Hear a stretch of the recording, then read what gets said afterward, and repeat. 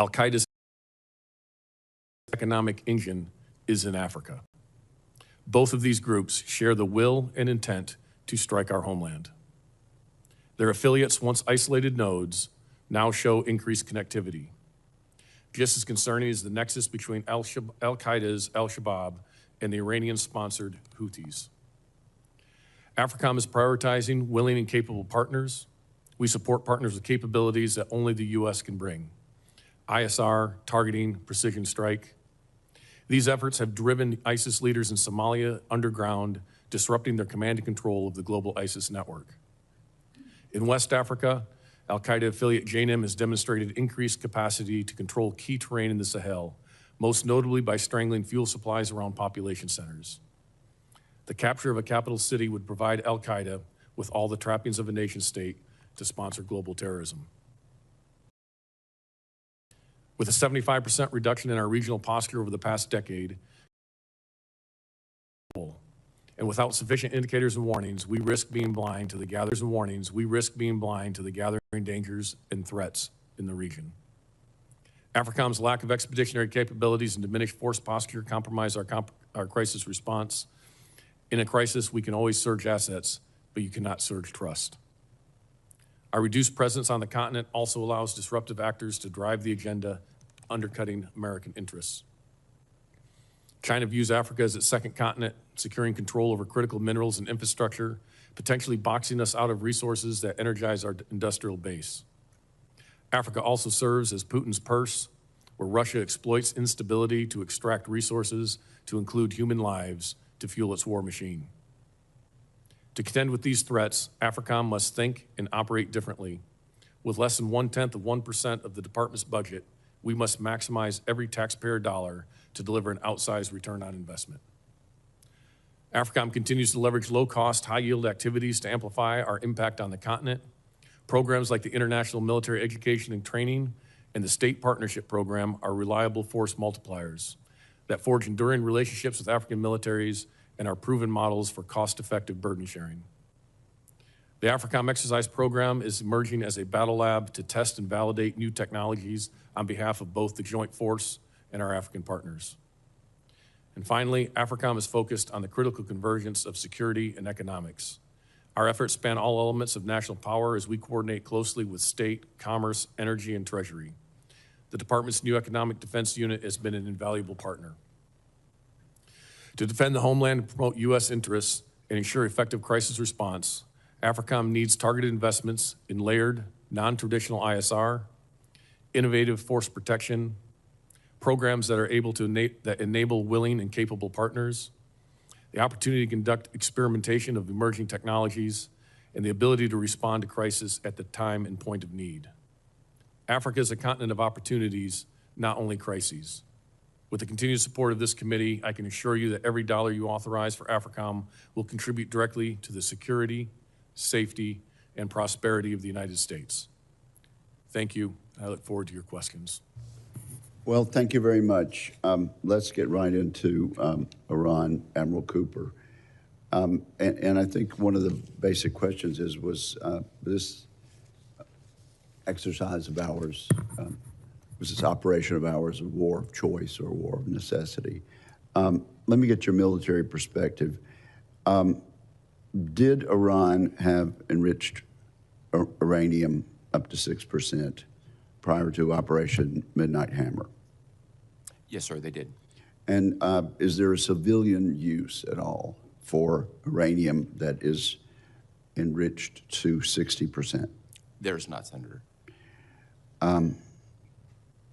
Is it fair to say that Iran's nuclear breakout time has been set back then, thanks to Operation Midnight Hammer and Operation Epic Fury?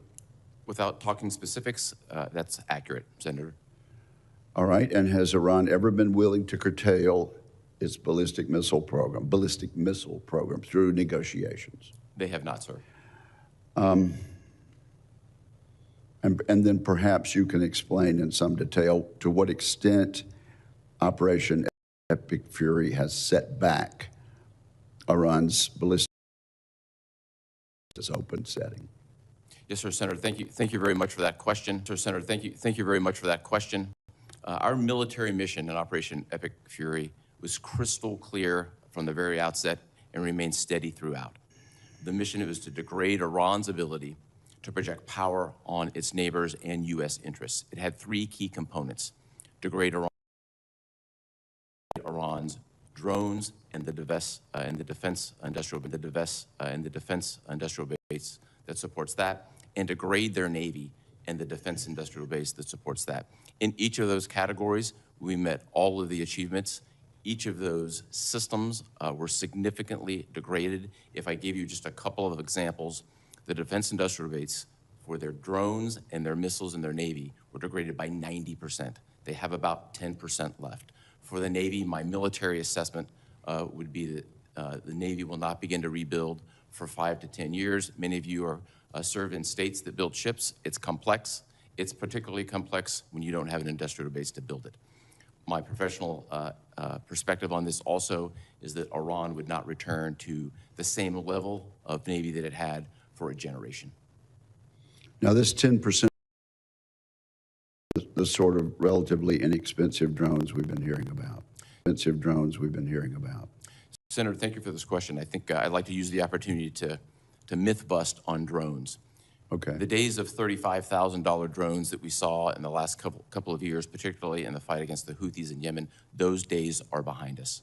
Today, we face an increased threat from drones that are highly sophisticated. They're jet-powered. They have high-end sensors. They have electronic warfare. They have signals intelligence. So those days of using high-value defenses to shoot down cheap targets are behind us. Quite the contrary, what we have been doing lately is using our own low-cost one-way attack drones, attacking Iran, making them use higher and more expensive weapons. So I can confidently tell you we have flipped the cost curve in many ways. Always work to be done, but I like where we are in this regard. Okay, and you know, there's been a lot of talk about part of the negotiations being giving up the nuclear ambitions, but almost as important to me is the support of terrorist proxies. So has Iran ever been willing into support for the terrorist proxies, Hamas, Houthis, Hezbollah? They have not, Senator. So to what extent has this exercise, this operation, denied Iran resources for Significant priority from the outset, and as we sit here today, there are no resources and equipment that are flowing from Iran to Hamas, Hezbollah, or the Houthis. Those transfer paths and methods have been cut off. To the extent that that source of support has been cut off, what are the other sources of support that these terrorist groups can look to?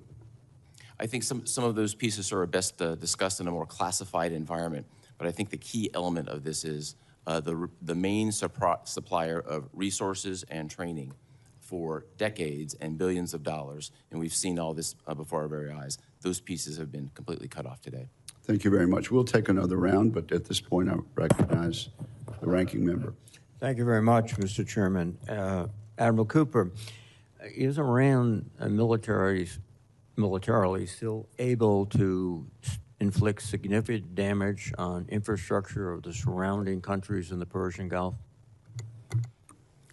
Senator, in this environment, what I would tell you is their capabilities have been dramatically degraded. That certainly doesn't mean that they don't have anything left, but the large-scale volleys that we've seen over the last couple of years, Iran is no longer capable of executing those. This would be less large-scale volleys than directed attacks on critical infrastructure, which would set back petroleum production, even if the Strait of, or petroleum distribution, would say, even if the Strait of Hormuz is open. Does that capability still exist? Capabilities across the board inside Iran still exist at a degraded scale. We've also planned accordingly for each of these scenarios, if necessary, to deal with them from a defensive perspective. So, would you characterize Iran as no longer a threat? Iran has a significantly degraded threat, and they no longer threaten regional partners or the United States in ways that they were able to do before. across every domain, they've been significantly degraded. But they can still threaten their partners. It's a very large country. They retain some mineral capability. That's correct, and that's accurate. Thank and you, of course, sir. we've accounted for that from a defensive perspective. General Anderson, what's happened is that the administration recalled over 30 career ambassadors in Africa, over 30 career ambassadors overall, 12 in Africa. The United States has only 14 confirmed ambassadors. In other words, 40 ambassadorial posts in Africa are vacant or filled by charge d'affaires. Is it essential to your work to have fully functioning embassies with ambassadors? Senator, we work very closely with all the embassies across the continent to pursue and further American interests. And so that relationship with these embassies is critical for AFRICOM's effective engagement. But what about the ambassadors? Yes, sir. So the ambassadors do enjoy access. I think that that's important to have ambassadors in place because the hierarchical nature of many of the African countries is that if you're not an ambassador, you don't always get access. And so there is obviously benefit to that. And we coordinate with them quite closely when we engage. Thank you very much, sir. You are combating one of the most sophisticated information warfare operations. What can we do to improve your ability to withstand this information operation and also to engage in something on the same level by the United States? Yes, Senator, I appreciate the recognition of this concern because our adversaries are very active in the information domain. As you highlighted Russia, I'd also say China is also very active in these domains. They use this to undercut not only our interest, but undercut and disrupt the democracies that are in Africa. And this is an area that I've talked to several of the leaders across, especially coastal West Africa, that are very concerned about the Russian propaganda that is destabilizing their democracies. For me, we have a limited budget that we are mostly in a reactive mode to respond to issues. What would be beneficial as one of the few entities that looks across the entirety of the continent is a consistent budget that would allow us to campaign in the information space. We coordinate very closely with State Department and others on this and work with the embassies, but our ability to look across the continent and highlight these things, I think, is an area where we could be of benefit to the American interest. Thank you, sir. Admiral Cooper, one more question.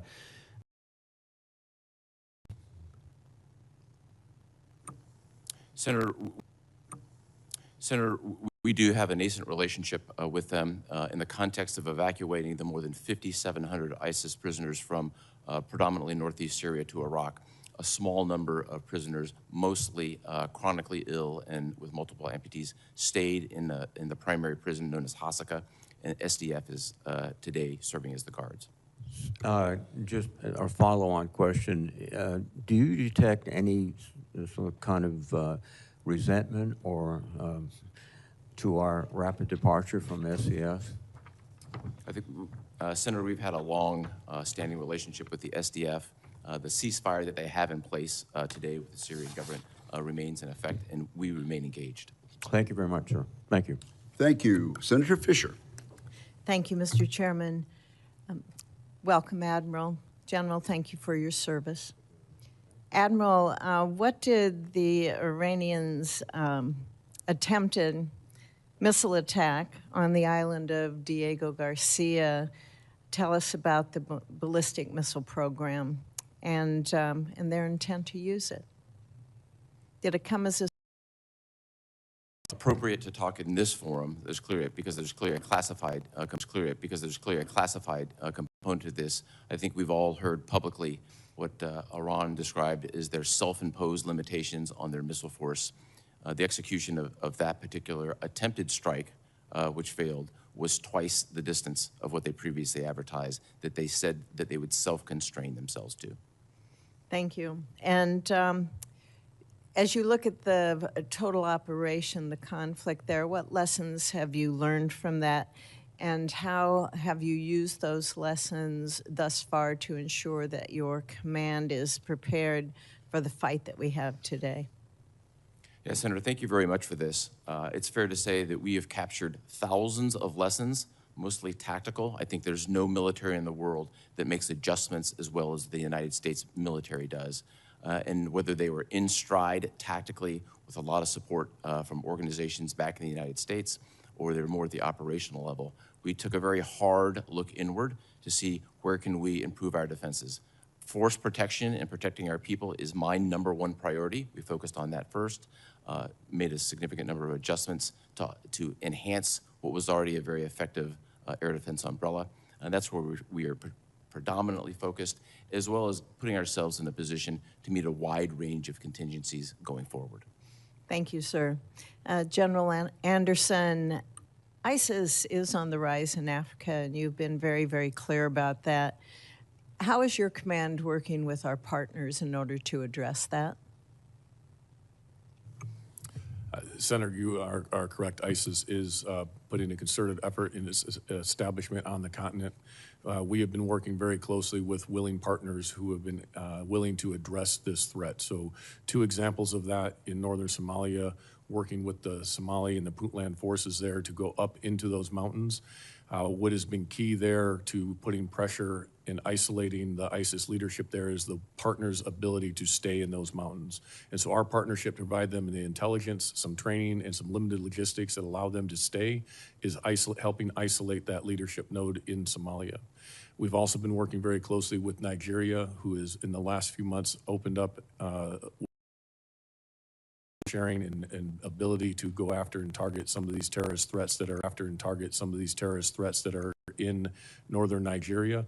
And so that has been a positive area that we've seen as well. We would like to reestablish some pragmatic relationships in the Sahel, where ISIS also has a stronghold, where they are currently holding an American hostage in order to gain better access. And that's an area we need to continue to improve, to work with those partners for a intel sharing and understanding of what that threat is there. But we are working very deliberately with our partners to address these common threats. Do you feel that you're appropriately resourced to address these threats?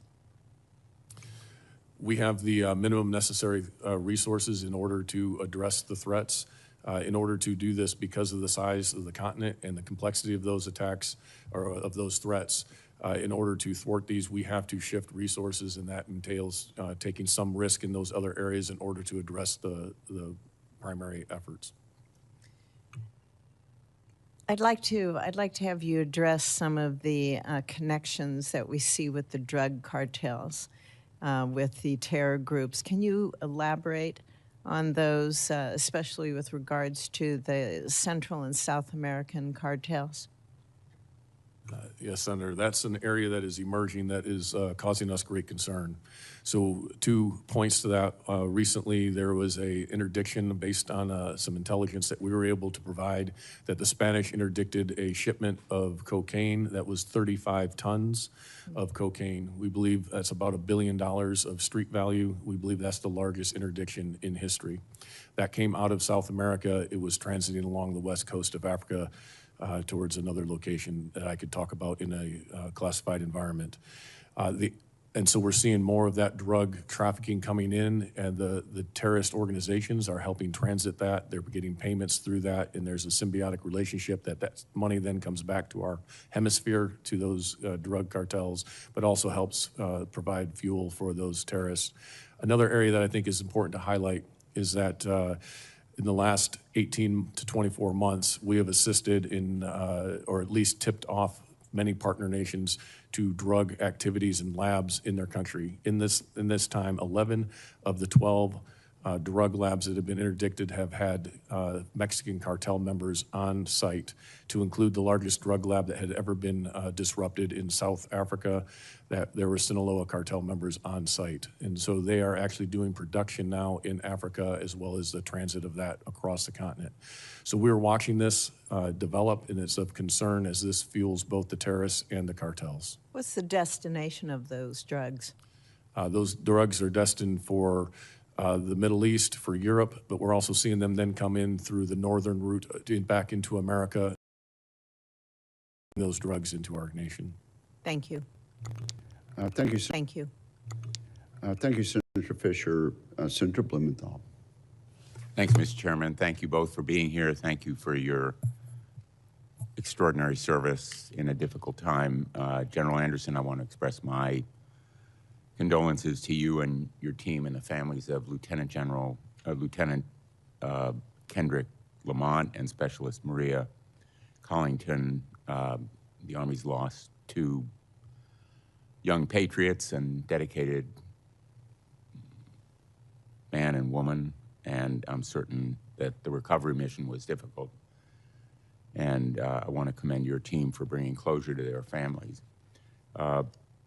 Admiral, there's been public reporting that Iran continues to have as much as 70 to 75% of its missiles and launchers available to threaten shipping in the Strait of Hormuz. Does that reporting conform roughly with your estimate as to Iran's continuing strength? Senator, thank you for the question, and first, thank you for your time these past few days. It's been meaningful and very much appreciated. I think it's appropriate in this forum not to discuss specific intelligence assessments. What I would say from my perspective is the numbers that I've seen in open source are not accurate. I think what also is not taken into consideration, it's more than just the numbers. It's the command and control that's been shattered. It's a significant degradation in capability, and it's the lack of any ability to then produce any missiles or drones on the back end. I think we have to take a holistic look at that, and that's what we've done. But regardless of what the numbers are, Iran continues to pose a significant threat to shipping because it has missiles and fast boats and other assets that are available to attack shipping in the area, correct? Senator, in each of those cases, their capability have been significantly degraded. If I just use my own professional experience, in 100 transits through the Strait of Hormuz, you would typically see 20 to 40 fast boats, and lately we've seen 2 or 3. So the degradation means it's been significant, but some residual capability does exist. With respect to the threat that remains, your forces were successful in Project Freedom in enabling ships to go through the strait, correct? That's correct, sir. And Project Freedom was stopped for what reason? Senator, I think I'll look back a couple of days ago on the chairman of the Joint Chiefs testimony before the Senate Appropriations Committee. I think he characterized it well. The situation in the Strait of Hormuz is rather complex these days, and I would offer just these quick points. First and foremost, the United States controls, via our blockade, which I'd be happy to talk about, the overall flow of commerce going into and out of Iran. The Iranian capability to stop commerce has been dramatically degraded through the straits, but their voice is very loud. And those threats are clearly heard by the merchant industry and the insurance industry. Those are factors. There's certainly factors in energy. But and on top of all that, I apologize for interrupting, but I'm going to run out of time, as you understand. Like here is that Project Freedom could be started again, and the voices of the Iranians, large as they are, could be contradicted or reduced in impact if Project Freedom were ongoing and the world could see that shipping was going through the straits. Am I off base in that view? Senator, there's a wide range of contingencies that we are prepared to execute, and I would defer to the policymakers on anything having to do specifically with the Strait of Hormuz, particularly during this time of sensitive negotiations where it's front and center in the negotiations. And have you seen any progress in those negotiations? Senator, I'd refer to the diplomats and the team engaged in the negotiations. Let me ask you, in the time that I have left, one of the objectives that President Trump articulated at the beginning of this war, which in my view could not be accomplished with bombing, was to secure the enriched uranium. Would you agree that taking possession of that uranium would require boots on the ground and significant casualties for United States forces.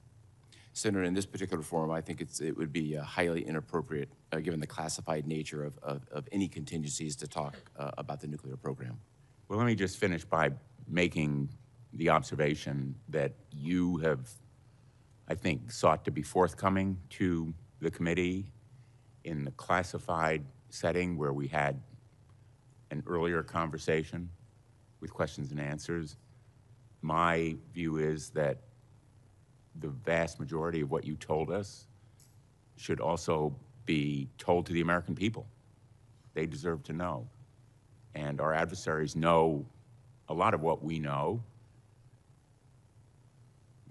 The ones who really don't know are the American people, and they deserve more information, which is not a criticism of you, it is of the system which causes the withholding of this information. And as to the costs of the war and other details that are relevant and important for the American people to know. So I'm hopeful that we can have a way to make more information available to the American people. Thank you, Mr. Chairman. Admiral Cooper, during the brief time of Project Freedom, before it was closed off again, can you say in this setting whether or not our services were able to open the strait? Senator, thank you for this, very much appreciated.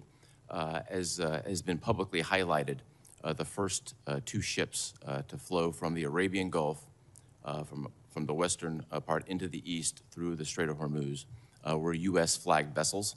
That was successfully executed. And U.S. Navy destroyers then came into the Arabian Gulf, operated for a number of days, and then, as you subsequently saw, flowed out of the Arabian Gulf. Okay, so Senator Blumenthal's question presumed that you could give in public your judgment as to whether the United States is capable of doing that again. Senator, there's a military component of this, and then there's also a policy component that I believe to the policymakers. But from the military standpoint, we could do that again, could we not? We just did it last week. Thank you. Senator Ernst, I believe. Thank you, Mr. Chair. And gentlemen, thank you for being here today, and to your teams as well. We truly appreciate your service and dedication to our nation. And I also want to acknowledge the loss of the two individuals in Morocco and thank our Moroccan partners as well for their contribution in the recovery efforts.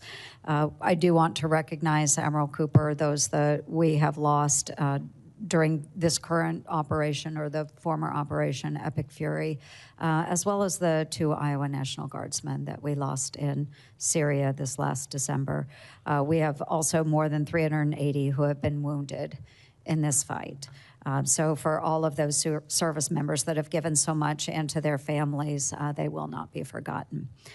The operations that have been conducted against Iran and its proxies across the Central Command AOR wouldn't have been possible without some really tremendous partners in that region. And we have seen a large burden borne by Israel and Jordan. We've seen assistance coming from Bahrain and UAE, who has taken a significant amount of incoming fire, Saudi Arabia, Qatar. They haven't all been passive bystanders. They've been actively engaged. So they have contributed to every line of effort, and we appreciate them contributing to our successes. We can't overstate what their basing access logistics, their networks and intelligence cooperations have meant operationally to us. So, Admiral Cooper, what is the one or maybe two things that you want all of us to understand as we walk out of this hearing, knowing about what our allies have assisted with in this fight? Senator, first, thank you for the question, and thank you for your leadership, and thank you for all that has been done by the great men and women from your state. Thank you. They've played an outsized role, so thank you Yeah, for that. thank you. In terms of our partners, I think a key feature is we have enhanced mill-to-mill relationships across the board in the Middle East. As we sit here right now, we have 5 specific partner nations who are not just conceptually side by side, but literally side by side with the United States in defense. The United Arab Emirates, Bahrain, Kuwait, Qatar, and Saudi Arabia. Over the course of Epic Fury, they defended themselves and they defended Americans. In addition to those key allies, everything that we've accomplished would have been impossible without the Kingdom of Jordan, and clearly we were operating very closely with the State of Israel. I think that group in particular should be commended. They didn't just execute missions, they served side by side with Americans and protected Americans. Thank you. And this takes years to develop those friendships, those relationships, the mill-to-mill work that you do. Is that correct? It does. There's the mill-to-mill work. There's the friendships. It's all about bringing these together. And the air defense umbrella that's been created has been in concept for the better part of a decade and a half, now fully realized. Mm-hmm. And again, I just want to reiterate that we have such tremendous partnerships with so many of those nations, and we thank them for that. I'll move to AFRICOM now, General Anderson. Over the past couple of years, the U.S. has been withdrawing forces from a number of countries, including Niger, Mali, and Chad.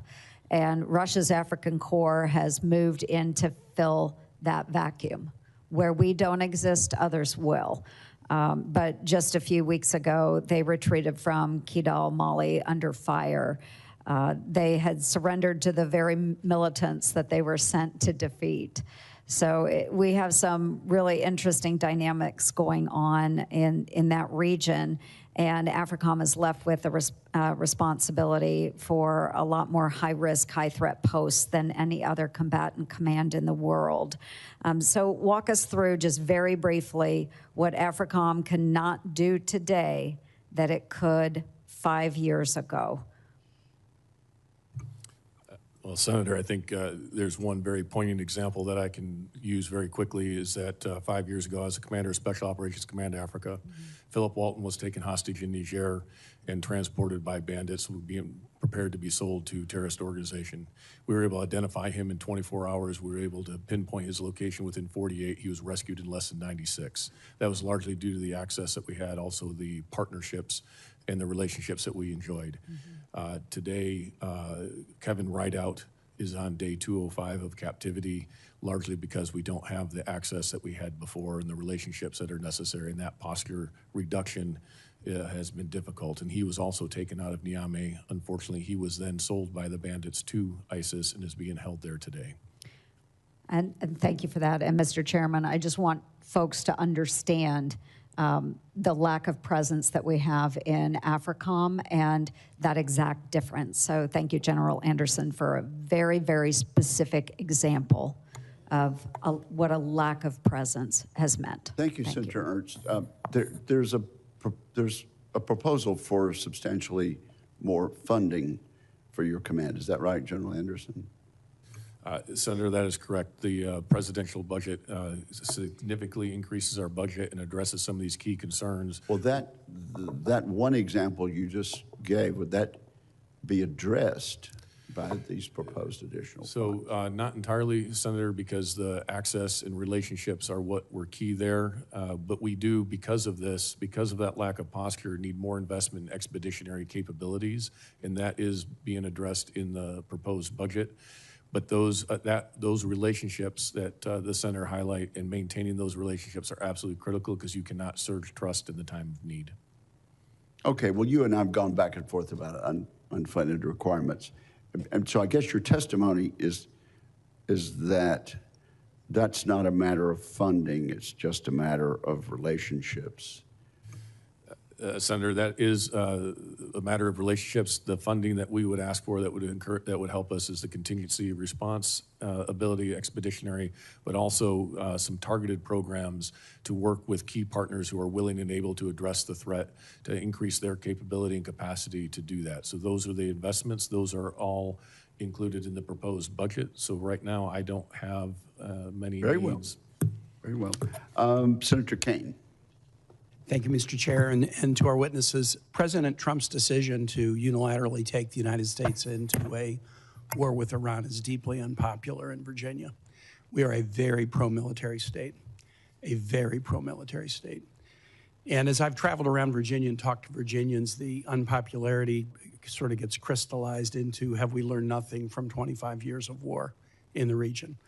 14,000 American troops and contractors died in the war on terror in Iraq and Afghanistan, more than 65,000 injured, $8 trillion spent. And Virginians who've watched their friends and family repeatedly deployed over the last quarter century have grave concerns about what was accomplished and was the sacrifice worth it. Our troops sacrificed so bravely. Chief Warrant Officer Robert Marzahn, one of the 14 who have died in epic fury, Spotsylvania County, Virginia. Our Ford Carrier Strike Group just returned the longest post-Vietnam deployment of any carrier. Our folks sacrifice. They want civilian leaders to make the right decisions about whether and when and how they should sacrifice. And there's deep concern that in this instance, the decision is a wrong one. Part of it is a failure to really grapple with history. In the hearings in this committee, I've heard over and over again, and I've heard the President, Secretary of Defense talk about Iran's bad actions since 1979. And everything that's been said about Iran's bad actions are true. But there's a lot of the story that folks don't talk about. History didn't begin in 1979. Iran and the United States were allies in World War II. One of the pivotal events in World War II was the Tehran Conference, where President guarantee Iran independence, stable borders, and sovereignty. Iran loved the United States. The United States led a coup to topple the democratically elected government of Iran in 1953 during the Eisenhower administration. The United States propped up a dictatorship, the Shah of Iran, trained the secret police, the Savak, that tortured, exiled, imprisoned, killed Iranians by the thousands. And 26 years after that, there was a revolution, 1979, and yet, yes, then it was death to America.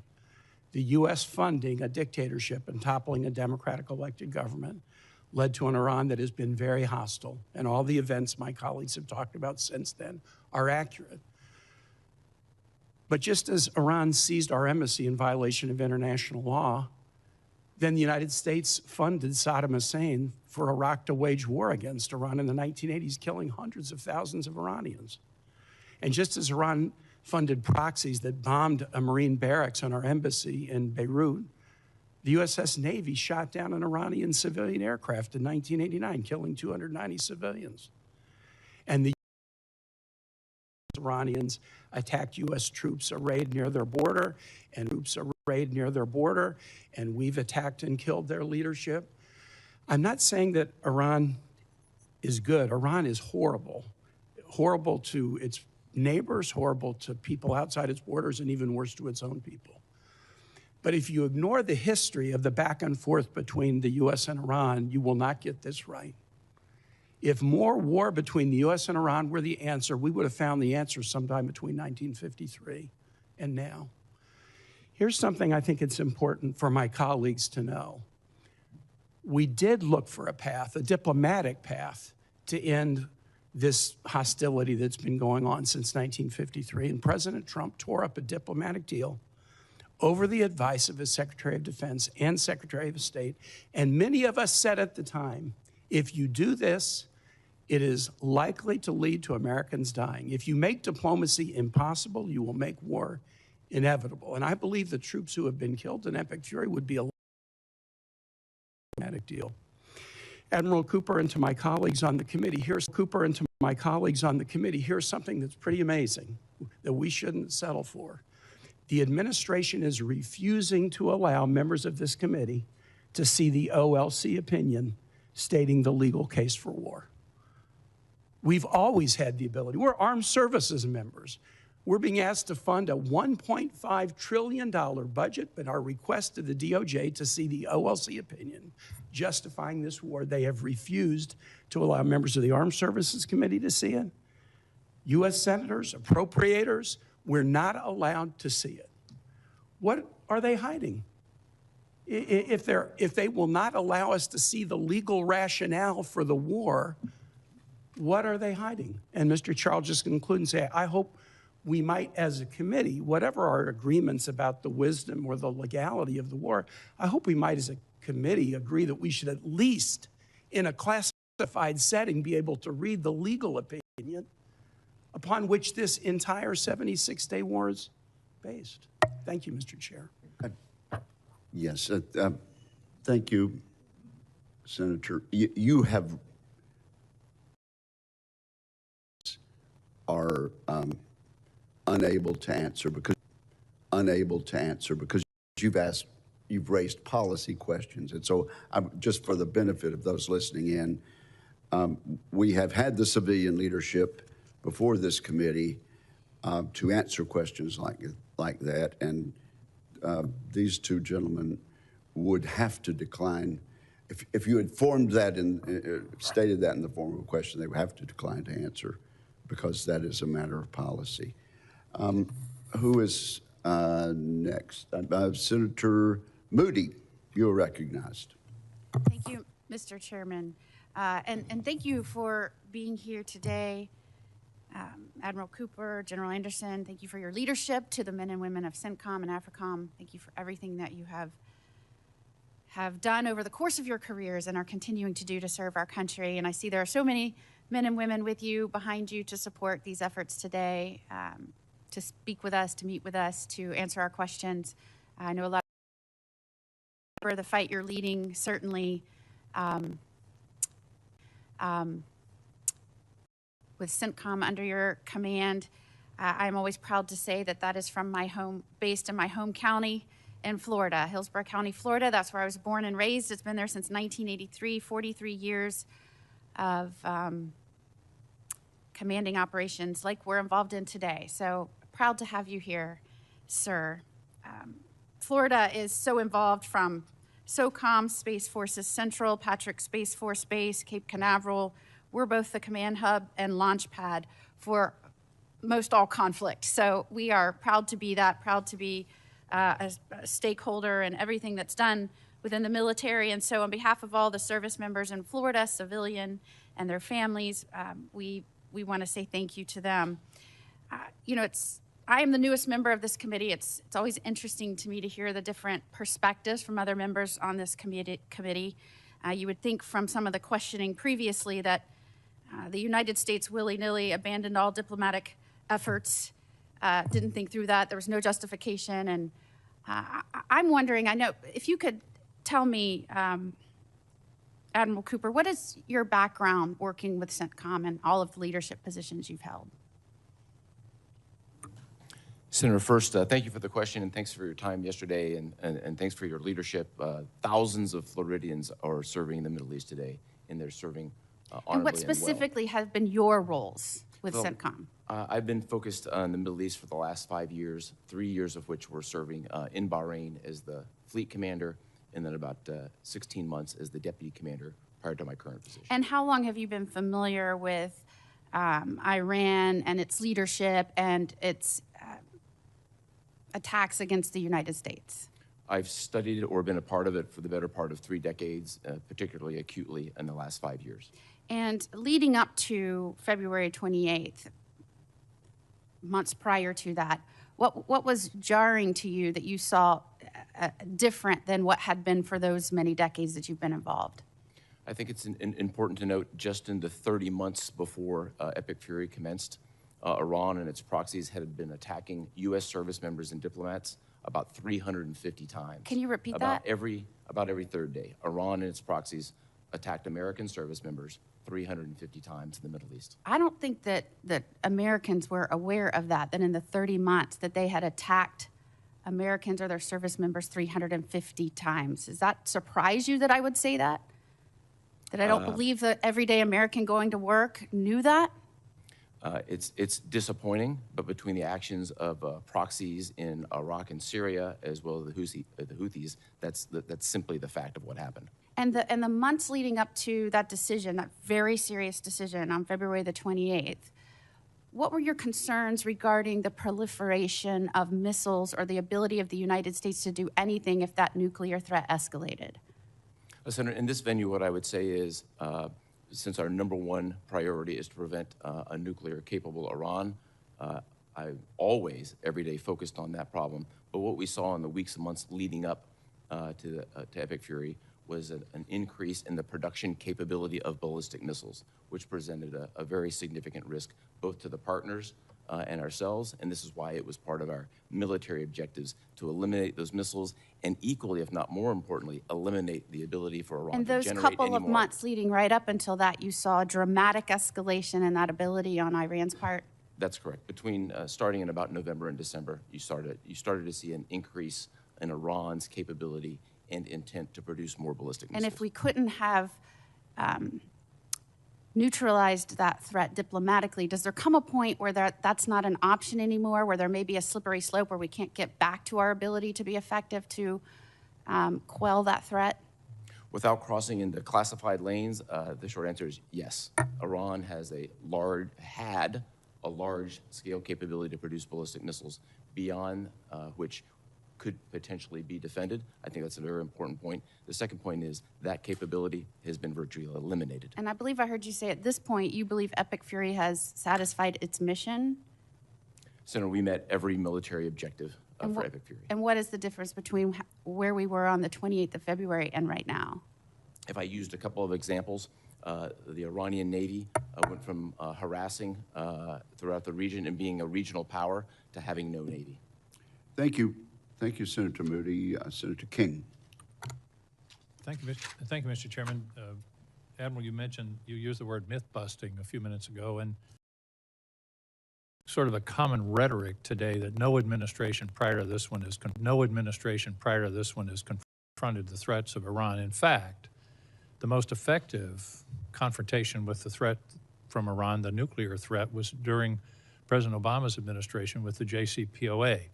I would point out that at the time that President Trump unilaterally tore up the nuclear agreement with Iran, Iran had 0 highly enriched uranium. As you know, today, one of the focuses of this whole enterprise is 400 kilograms of highly enriched uranium that's in place in Iran that was produced since the unilateral dissolution of the JCPOA. The idea that nobody ever confronted this problem is just not true. And we're now confronting a problem that was created by the abandonment of the JCPOA, which is the most comprehensive nuclear control agreement ever and the most highly inspected by the International Atomic Energy Agency in world history. So we're confronted with a problem now that in many ways this administration created in 2018 by abandoning. Let me move on. Do we have any clarity now as to who's in charge in Iran? Do we know who has the power to negotiate and make agreements? Senator, the negotiations themselves are held via diplomatic channels, and I would really refer to the diplomats to address that. But clearly, from a military perspective, their command control was significantly fractured as a result of our strikes in Operation Epic Fury. And command and control is another way of saying their leadership. There's a communications difficulty. Is the IRGC in charge at this point? From your The IRGC is exercising significant authority. General Anderson, talk to me about the loss of soft power in Africa, our abandonment of USAID, and what's happened with the Chinese and the Russians that my understanding is are now filling that gap in addition to the other aggressive actions that they're taking. Senator, I would say that we look at all facets of national power and how to bring those to bear on the continent in order to provide security outcomes. Oftentimes, Taking one facet of our national power off the table unilaterally for no apparent reason. The whim of Elon Musk. Senator, we work very closely with state, with commerce and energy in order to look at the security requirements on the continent. I have a Foreign Service Commercial Officer joining my staff this summer, along with a liaison from Department of Energy, in order to look at economic opportunities. Is it not that we have essentially left all of the role that USAID played on the continent? That's gone. Isn't that's a yes or no question? Senator, there are still aid programs that are active on the continent. They are much reduced from what they were before. Much reduced. That's a fair way of stating it. You mentioned earlier that the Al-Qaeda and ISIS have resurged in Africa. Now, the term epicenter has been used several times of world terrorism. You used the term, you said they have the will and intent to attack the homeland. My question is, do they have the capacity? Are they developing weapons, strategies, other ways to take that will and intent and turn it into something of imminent danger to the American people? Senator, that is the exact issue that is my top concern, is for being able to provide, they have the assets necessary to provide the indication and warnings to know and be able to identify when they shift from that will intent to have the capacity and capability. That is something that is very difficult for us to ascertain in the Sahel right now, given our limited posture. That was going to be my follow-up question, is do we have the capacity to determine their capacity? It sounds like you just said we don't have the capacity that we should have or need. Senator, we are, that's why in the President's budget we have asked for additional intelligence, surveillance, and reconnaissance capabilities, and why we're also looking at a layered approach to look at everything from surface to space, to look at commercial assets, to look at emerging technologies, open source as well, and use these technologies, especially artificial intelligence, in order to fuse these multiple different types of layered ISR in order to gain that understanding and illuminate this black hole of intelligence in the Sahel. We cannot sustainably afford to do that solely with airborne ISR, so we have to look at a multifaceted approach. There are some very promising emerging technologies that we are looking into and that are affordable and sustainable, and that also can work with our partners. Because one of the key points to this is not necessarily ours to action. So having that the intelligence that we can share with partners so they can then action those on a mutual threat is going to be key to our future. But being able to understand that is the #1 priority of the command, and where we are looking at investing with emerging technology. And I think, as you've testified, if they take over the capital of Mali, that's a very dangerous moment. That would be a game changer, I believe, in how they would be viewed internationally and what traction they would be then, I think, to other adherents. Thank you. Thank you. How would that affect Americans, General? Well, I think that would then give momentum to these terrorist organizations that have the will and intent, and it would allow them to then start moving towards the capability and capacities that Senator King just mentioned. And so that then, I think, poses a threat in the long term to the United States as they continue to develop this. We know that they have not given up this intent, and it's just a matter of having the time and space to develop them. And it would be Vladimir Putin that would be happiest about this. Is that correct? The prudent at what, sir? That it would be President Vladimir Putin who would rejoice at such a contingency? Or would it be Xi Jinping? I can't speak for what either one of those leaders would believe, but I think that they would be able to parlay that to their interest. Well, who's financing this contingency if it were to happen? Of the terrorists? Yes. They're gaining, they're through lots of illicit materials, so it's not necessarily directly from a state actor. They're working with, as I mentioned earlier, the narco-terrorist trafficking. They're doing this through kidnap for ransom. They're doing this through other illegal smuggling. They even do have their own taxation networks in the territories that they control where they generate millions of dollars. And before I turn to Senator Scott, with regard to the funds that we're not spending anymore on USAID, but have been supplemented elsewhere. In terms of dollars, let's talk in terms of U.S. dollar equivalents. How does the food aid, health aid, and development aid that we're currently delivering in your jurisdiction compare to what China and Russia are doing? Senator, I don't have those exact numbers. I'd have to get back to you on those, as those are often in other departments, other agencies within the government, but we can look into that for you and look at what that comparison is between Okay, what China and Russia well, are doing. if you would, then supplement that on the record for us, because I don't know the answer either. Senator Scott. Thank you, Chairman. Thank both of you for your service and all the men and women that work for you.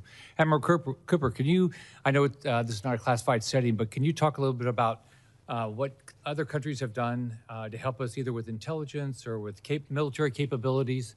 And I don't know whether you want to do this or not, some that you would like to have done more?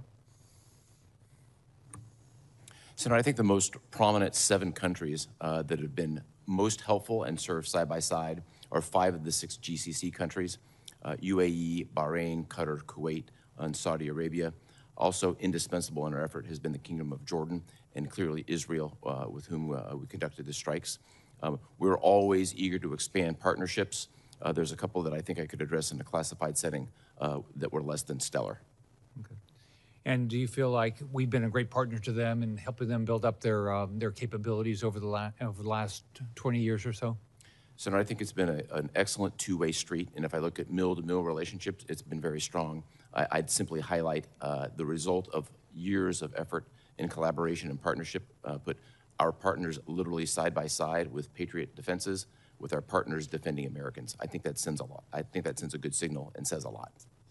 So I think Senator Wicker asked you some questions about drones. We had a meeting the other day, and the individual came in and said that Ukraine is building 5 million drones a year. And so they probably are ahead of most people because they've had to, because of war they're in. So can you talk about, are we where we need to be with drone technology? Are we using it everywhere we can? Are we where we need to be with regard to drone defense capabilities? Can you just talk a little bit more about that? Yes, Senator. First, I would say that the Secretary and the Department's focus on drone domination, drone dominance, has really kick-started our capabilities and flowed more capabilities into the region much faster than we had seen before. And many of those capabilities have now been proven in combat. I think in a classified setting, I'd like to tell you what that looked like.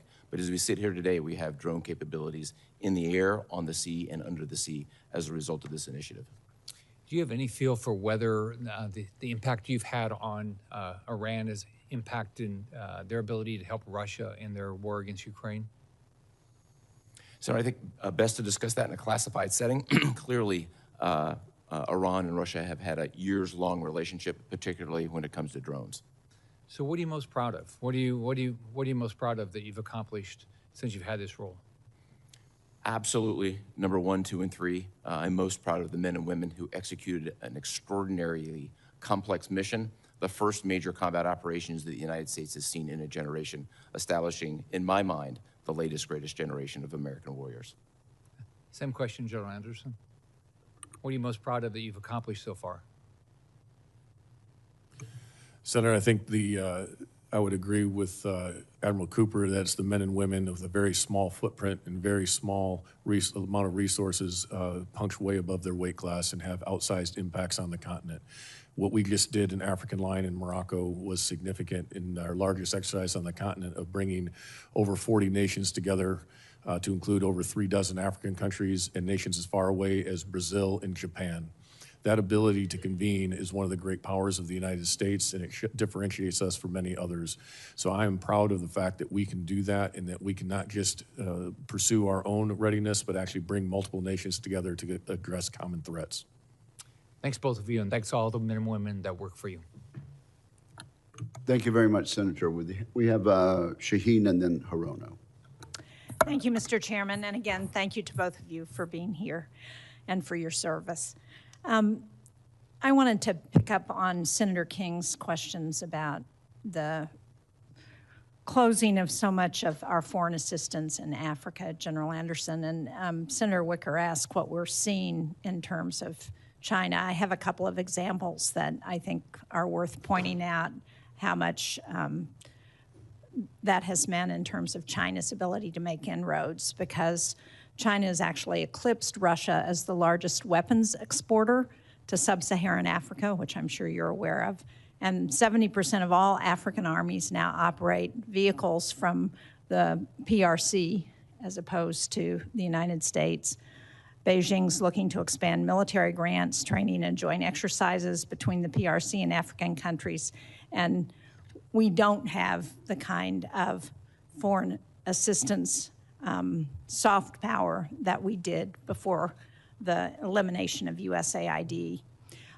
But you mentioned, General Anderson, that you've taken on a foreign commercial service officer, which I think is a really interesting idea. And as you're aware, I'm sure, at INDOPACOM, Admiral Paparo has really used this to good advantage, coordinating with the State Department, with the Development Finance Corporation, with the U.S. Trade Development Agency, and the Millennium Challenge Corporation to identify potential projects to work on in that AOR. So can you talk a little bit more about how you're identifying development projects and whether you need any other authorizations from Congress or support for this effort from us so that you can help implement the kind of coordination that's going on in INDOPACOM?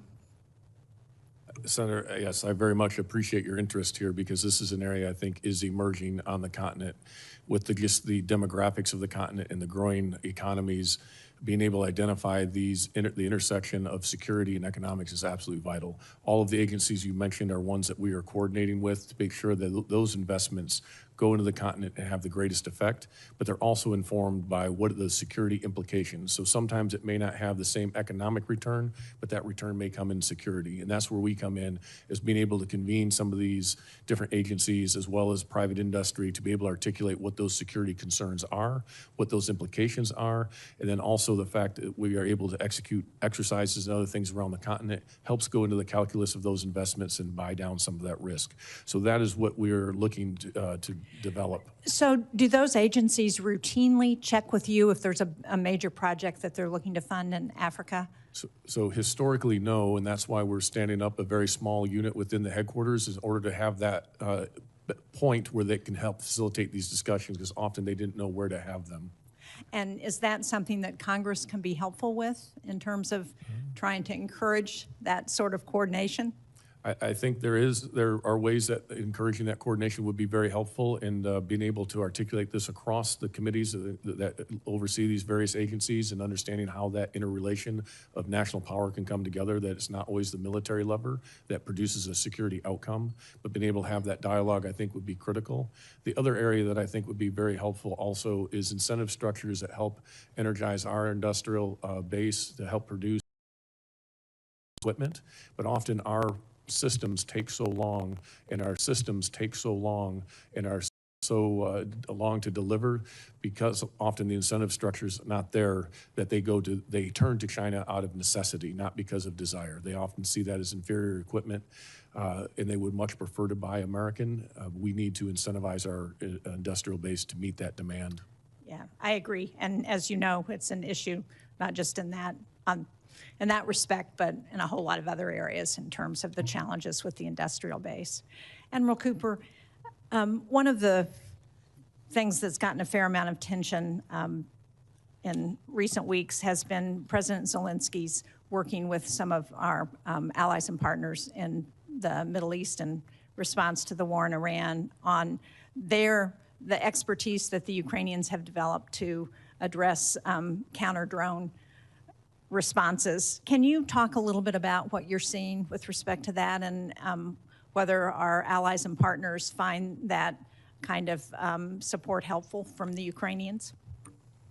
Senator, I think most significantly, we adopted a large number of tactics, techniques, and procedures that the Ukrainians have passed us that have helped us defend Americans. And all of our partners are working with Ukraine in some way, shape, or form. I'd really defer to them and talk about it. But are they more effective as a result?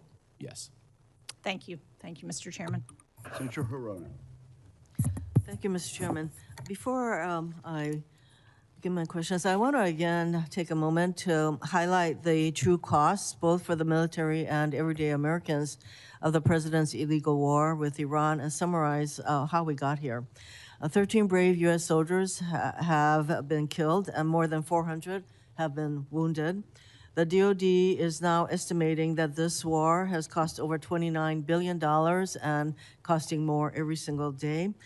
The continued closure of the Strait of Hormuz, which somehow caught the president by surprise, is directly contributing to the growing affordability crisis that Americans are facing. And negotiations are at a stalemate, but it's becoming clear. This president's plan is to attempt to secure an agreement that looks very similar to the 2015 JCPOA, which my colleague, Senator King, referred to, which this president recklessly tore up in 2018. As you recall, the JCPOA, which was an agreement that also included countries, not just us, it included France, the UK, Germany, China, and Russia. And the JCPOA put limits on Iran's nuclear program with a rigorous inspection and monitoring program run by the IAEA, all of which was tossed out by President Trump. And while that agreement did have a sunset clause, what we should have done was work diplomatically with our allies to extend it. Instead, here we are, engaged in another endless war in the Middle East, no end in sight, that is driving up costs, undermining military readiness, and alienating our allies with neither a clear rationale for starting the conflict, which the president originally said, oh, well, then maybe there'll be regime change, and now he seems to have landed on preventing a nuclear-capable Iran, which was exactly what the JCPOA was intended to do. Admiral Cooper, did the president ever explain to you why he tore up the JCPOA? Senator, that's a policy matter that I would have expected anyone to discuss He never with me. explained to you why he tore up the JCPOA. He either explained it to you or he Senator, didn't. I'm not asking you for the actual conversation, but did he happen to explain to you why he did something which led to the very nuclear crisis that we're now confronting regarding Iran and their enriched uranium? Senator, I was in a completely different assignment when this occurred 8 years ago. So apparently the president didn't have a discussion with anybody. In fact, it was a unilateral decision that he made.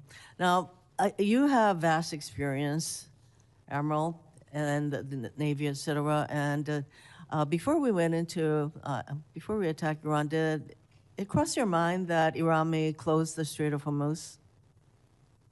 Senator, as you know, one of my responsibilities as a combatant commander is to generate a wide range of options with associated risks and opportunities, present those to the Secretary and the President. I think it'd be inappropriate to talk about what those specifically are. Well, I'm just asking but whether we always make them very comprehensively. Excuse me. I'm asking whether with your experience, the thought that should we attack Iran, that they would close the Strait of Hormuz, did that cross your mind? Senator, I've transited through the Strait about 100 times. I think of the Strait of Hormuz virtually every day. So is that a yes? That you I are think very aware that the Strait of Hormuz, the very thing that happened, that is something that you contemplated happening. I hope that is the case because with your experience, I have to conclude that you contemplated that possibility. So you did mention that our diplomats are engaged in the negotiations. Well, who are those diplomats? Senator, I really would refer to the White House, who specifically is engaged. Well, apparently the diplomats are Jared Kushner, who I don't think even works for our country, and Mr. Whitlock, Steve Whitlock, who happens to be I don't think he has a lot of experience engaging in these kinds of negotiations. So here we are. The JCPOA, which was a very intense, the results of very intense negotiations among many countries. And for us to act as though the idea of a nuclear Iran is just something that occurred to President Trump and not to his predecessors is pretty ridiculous. And in fact, we had in place a regime that was intended to do that very thing, which was to prevent a nuclear Iran. Mr. Chairman, thank you. Thank you, Senator Hirono. Senator Cotton. Gentlemen, thank you for your appearance and your service to our nation, and many thanks to all the troops that you represent. Admiral Cooper, some critics of Operation Epic Fury have referred to it as another forever war. In your opening statement, in the third sentence, in fact, you say, since 1979, the Iranian regime has terrorized the region. Is it fair to say the only forever war here is the war of terror that Iran has waged against the United States and the civilized world for 47 years? I would agree that that was a sustained effort by Iran. Okay. Let's take a look in context, since my Democratic friends have wanted to talk so much about the JCPOA, about not just Epic Fury, but about Midnight Hammer as well. So where we stand today in mid-May versus where we were not even a year ago, 11 months ago. Based on your extensive military experience, do you believe that Iran posed a significant threat to the United States 11 months ago before Operation Midnight Hammer and Epic Fury? Senator, they attacked U.S. forces 350 times in the 30 months preceding Epic Fury. Do you believe that, absent Midnight Hammer and Epic Fury, do you believe that threat was likely to continue to grow? Yes. Microphone, please, so we can yes, for sir. the record. I Thank do. you. Is Iran now less of a threat than it was 11 months ago? They are significantly less of a threat. Is it fair to say that the Iranian regime is still a revolutionary terrorist regime even after all the deaths of their senior leaders? They are. Yeah. Is it fair to say the revolutionary terrorist regime no longer has nearly as much military capability to act on its revolutionary terrorist intentions? That is fair, and I think it's also fair to say across every element of national power, they've been significantly degraded. You state in your opening statement that CENTCOM forces systematically dismantled what Iran spent 4 decades and tens of billions of dollars building.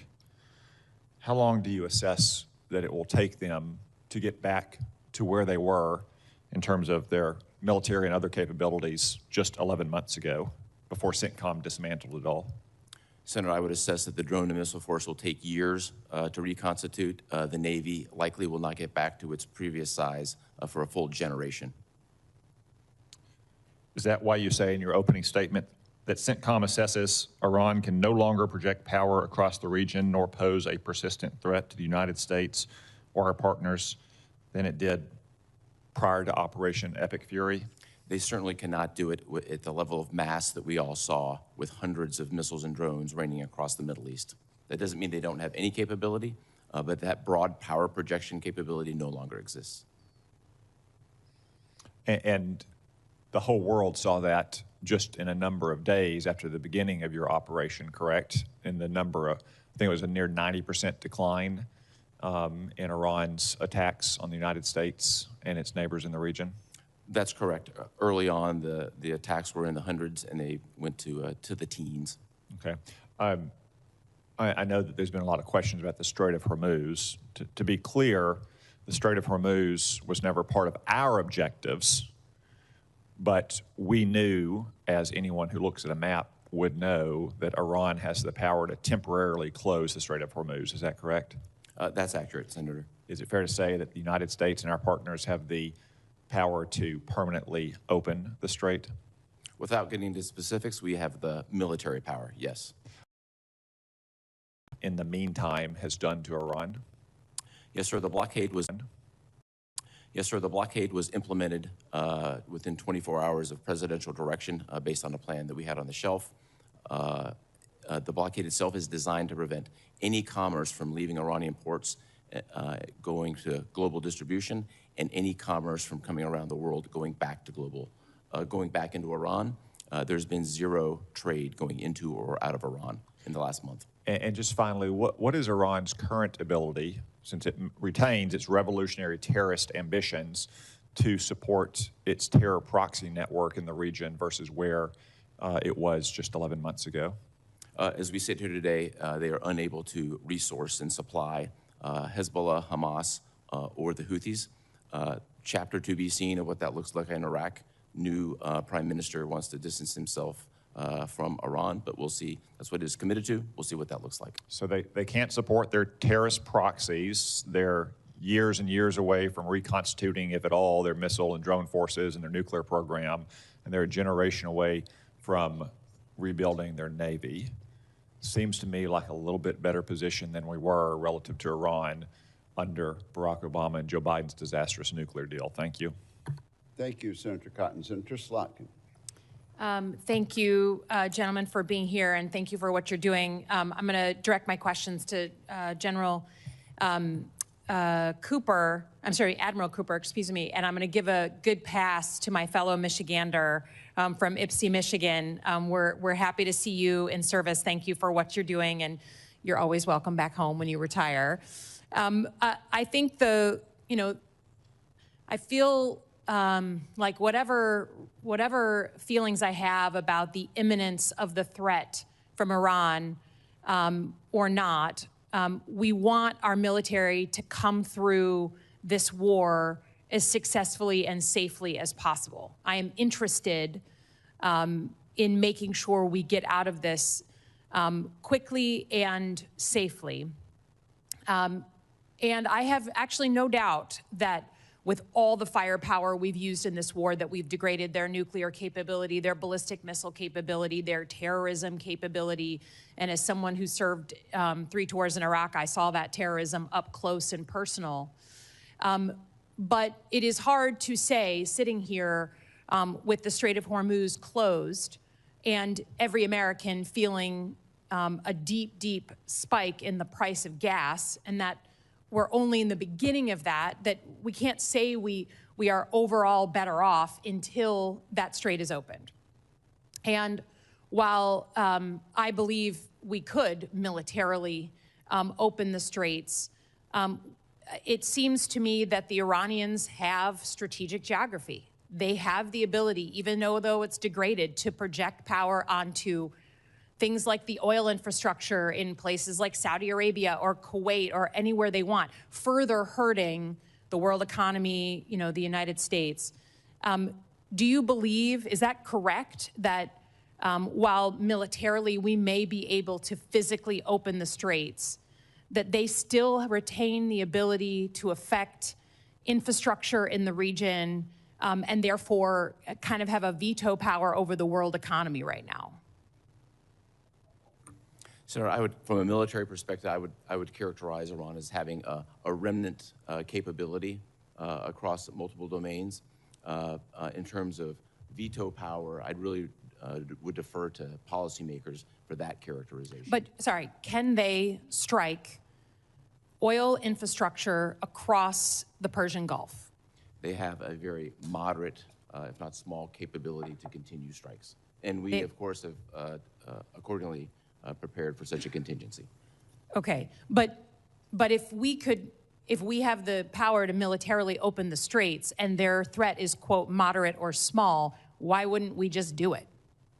So I really would defer to policymakers in this particular matter, and the strait clearly is in the middle of the negotiation being undertaken now. Yeah, I mean, it just seems to me that they still certainly have, it may be diminished power, but if the United States military is not physically opening the straits right now, it's because the Iranians do have the real capability to affect strikes or drone strikes into the Gulf countries, affecting their oil infrastructure and sending the price of oil worldwide even higher. So, it may be diminished, but it's real capability unless I'm missing something.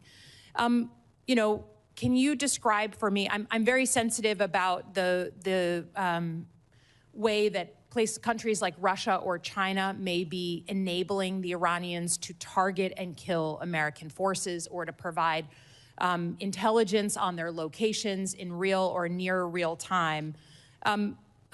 Is it fair to say that the Chinese are providing intelligence to the Iranians to help them target U.S. forces?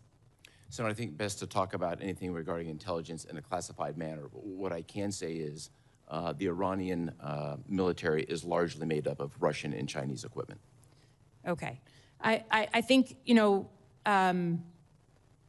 it feels like either Chinese government and or Chinese companies are helping and aiding and abetting the Iranians in providing that information. I understand we don't want to go into the details, but some of this is like out in open press. I would just say I personally feel like that crosses a Rubicon.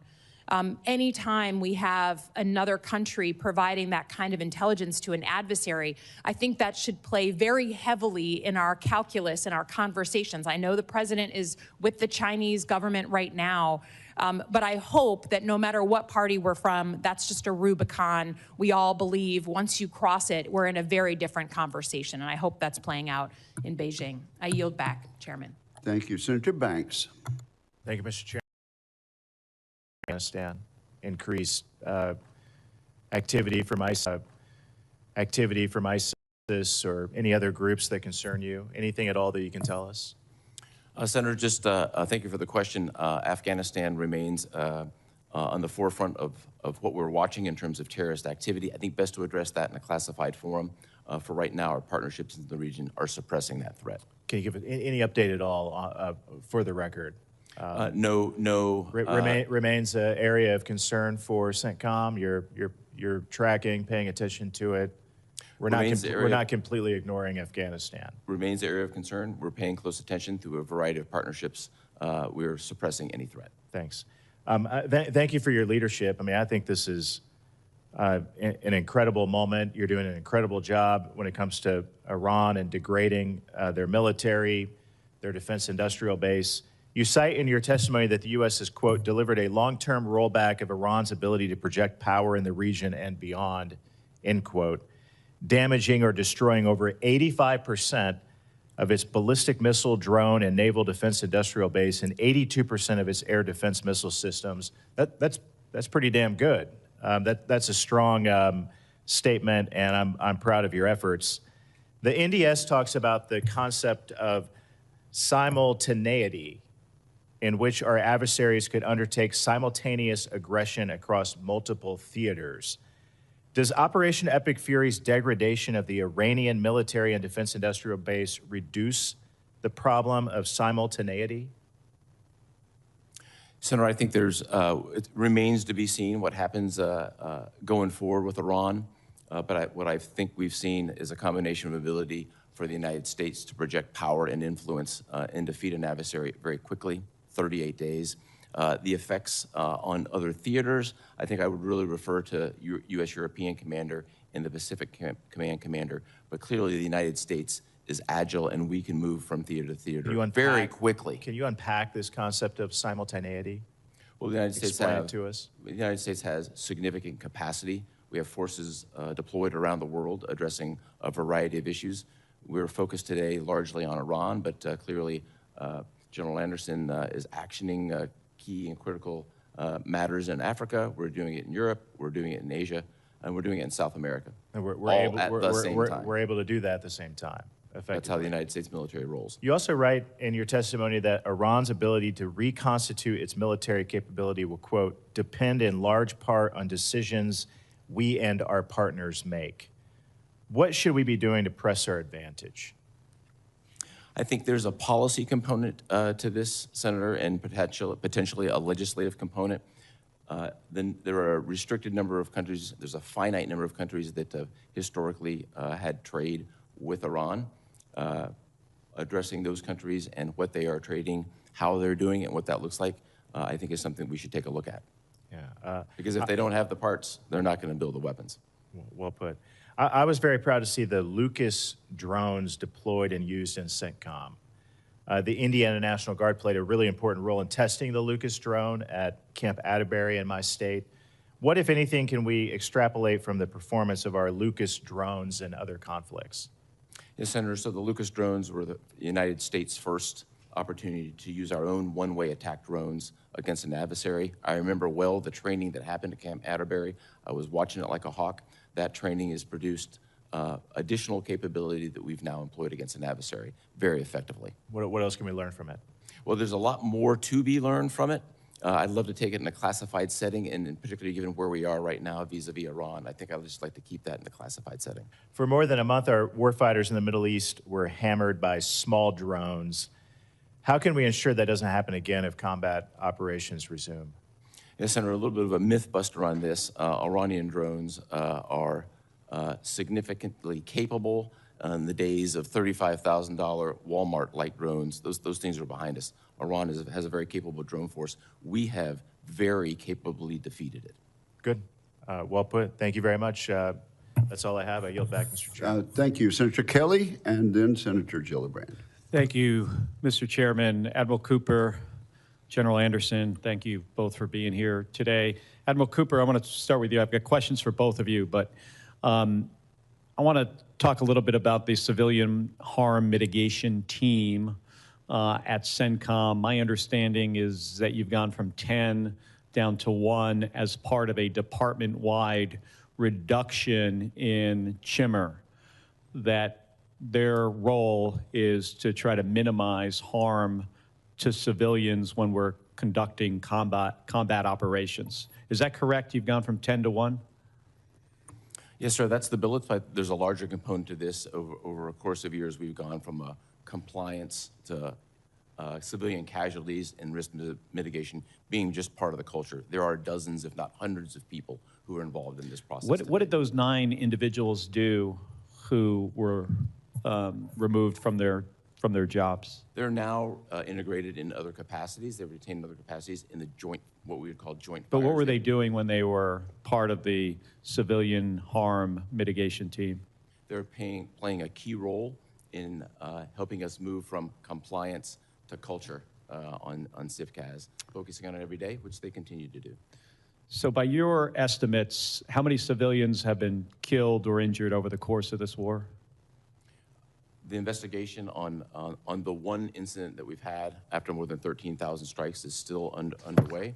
We'll certainly be transparent and release that when we can. This is a matter that I'm passionate about. I'd like to use the occasion to invite you, other members of the committee, and your staffs to Tampa to take a look at what our targeting process looks like. If you were to find out that there was an error in the targeting process, would you reinstate some of those people that were removed from that team? Sir, it's a hypothetical. I think I'm always looking to organize to purpose, and we'll just see what the investigation Are you shows. taking any additional steps now because of the civilian casualties to date?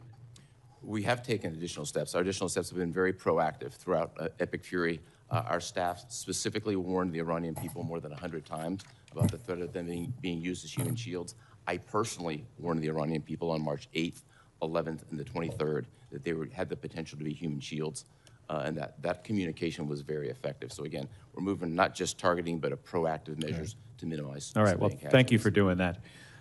General Anderson, so China and Russia continue to expand their influence across Africa. We discussed this with misinformation, disinformation across many African countries. You requested $94 million for information operation activities. You were promised, and this is in fiscal year 26, you were promised $25 million from the department. You ultimately received only $19 million. Could you talk about the difference between having $19 million to do that job and $94 million? Like, what are you able to do if you were fully funded? General Anderson, I get it. I mean, we see this stuff all the time. The amount of misinformation that comes from the Chinese and the Russians, it is a huge problem. But if you could just explain to us a little bit about what you could do if you had the full request. Senator, I think the key point there is right now we are in a reactionary mode to propaganda and to other information operations to what we can do at the moment. What the fuller funding would do, especially if it's consistent over time, would allow us to build an information campaign and address these issues across the continent. We're one of the few organizations that looks across the entirety of the continent and can understand how these propaganda and misinformations play across borders. We work very closely with the State Department and U.S. embassies on this to make sure our messaging is key, but this would allow us to do is help coordinate that messaging across regions and across the continent to highlight the issues that come with this misinformation, especially as much of it is destabilizing the democracies across the region. Do you ever feel like we should be countering some of their disinformation with disinformation of our own? Sir, I think the most powerful tool we have is the truth. What America brings is very unique. We're still a beacon of hope and light in the world, and I think we should be willing to talk about who we are. This is America's 250th anniversary.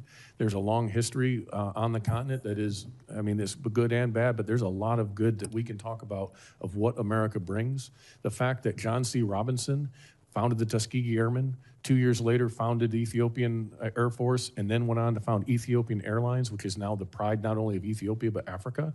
It's not a story that's well known, but that is a tie that we have had between the aviation communities for years. There are multiple stories like that across the continent that we need to propagate and talk about. So I would say we should focus on the goodness and the positivity of engaging with America and worry less about the disinformation that our partners put out, but we have to engage in this environment. We have to be active in the information space. So you got about 25% of the requests. So if you got the full amount, you could put more out there, positive stuff that the United States is doing. And I know these are, challenging times with resources, even beyond what DOD has, USAID and others.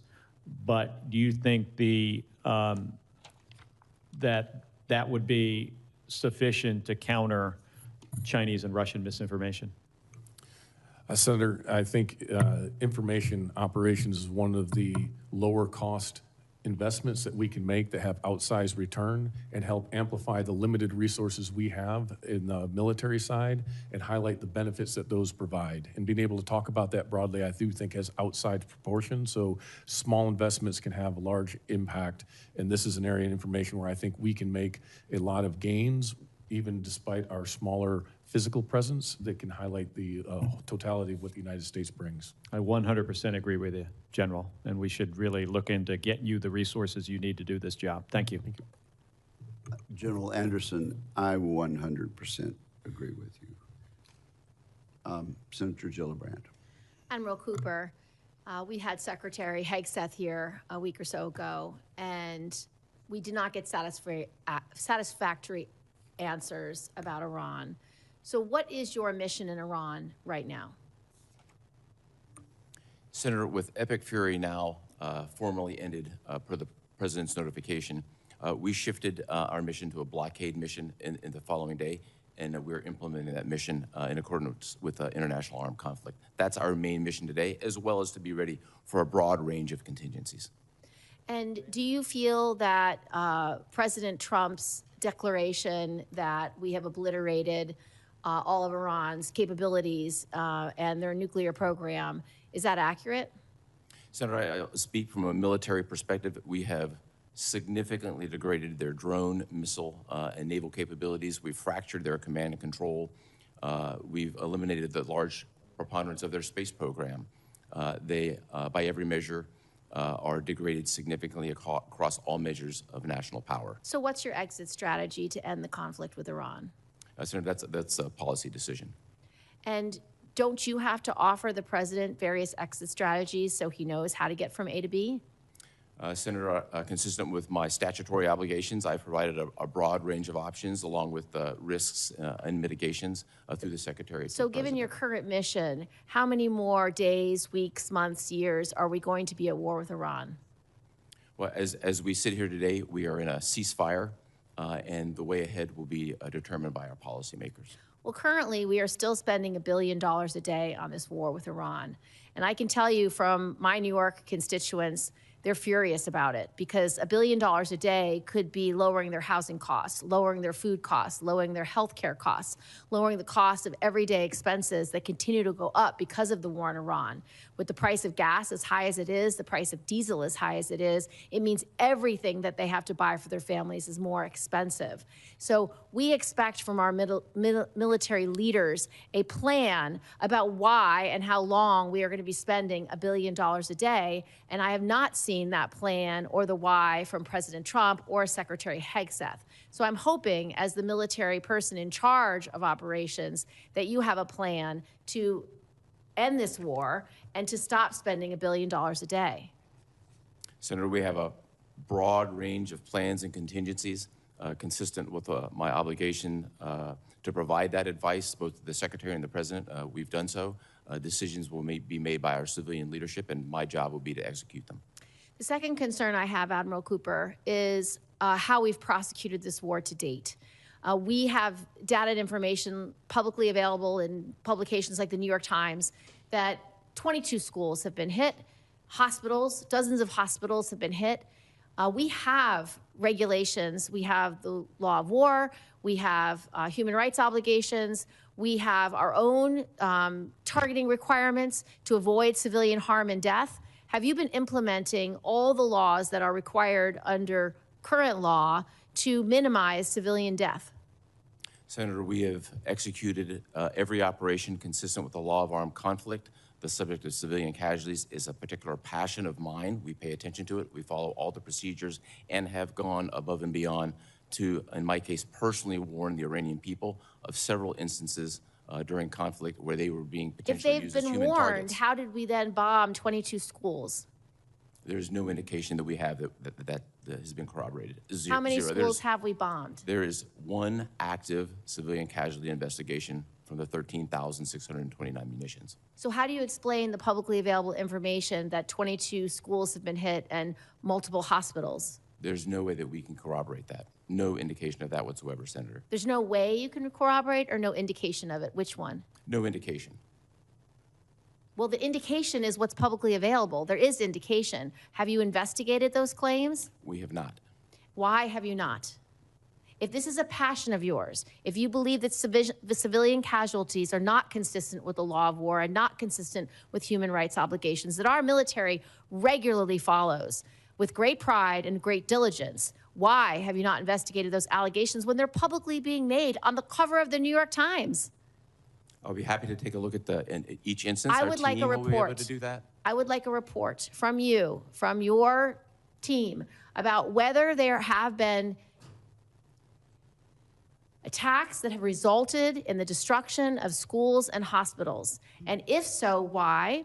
And how then, last, have you managed the 90% cut to the personnel who are supposed to avoid civilian targets? Happy to provide any report, and I would invite you and every staff member here to come to Tampa to look at the process to see exactly how it works. Thank you. Thank you, Admiral. Senator Duckworth. Thank you, Mr. Chairman, and thank you, gentlemen, for being here. Admiral Cooper, the Senate received a letter from President Trump on Friday, May 1st, stating that hostilities with Iran have ended, and you just stated here that we are no longer operating under Operation Urgent Fury. Would you say that we are still engaged in hostilities with Iran, or have they ended?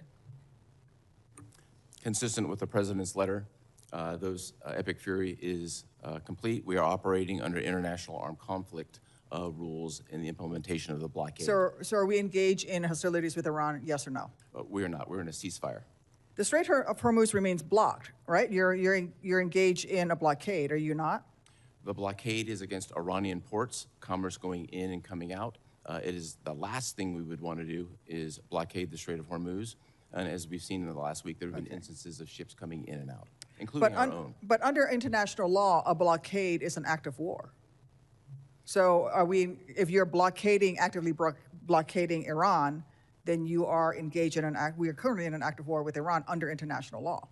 That a blockade is one of the definitions of an act of war under international law. Consistent with the direction we've been given, those characterizations are best done through the Department's legal counsel. It's not characterization, it's international law. It's listed. A blockade is an act of war. We've now engaged in the United States, and the United States and Iranian forces are trading fire as they continue to launch missiles, drones, small boat stacks. President Trump himself says the ceasefire is on life support, and he repeatedly threatens to renew U.S. military strikes. And to be clear, no one is disputing the valor and professionalism of our military.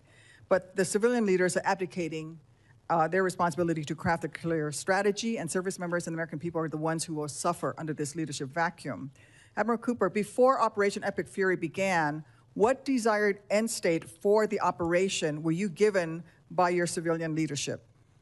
Senator, I was given crystal clear guidance. Our military mission was to degrade Iran's ability to project power on its neighbors and U.S. interests.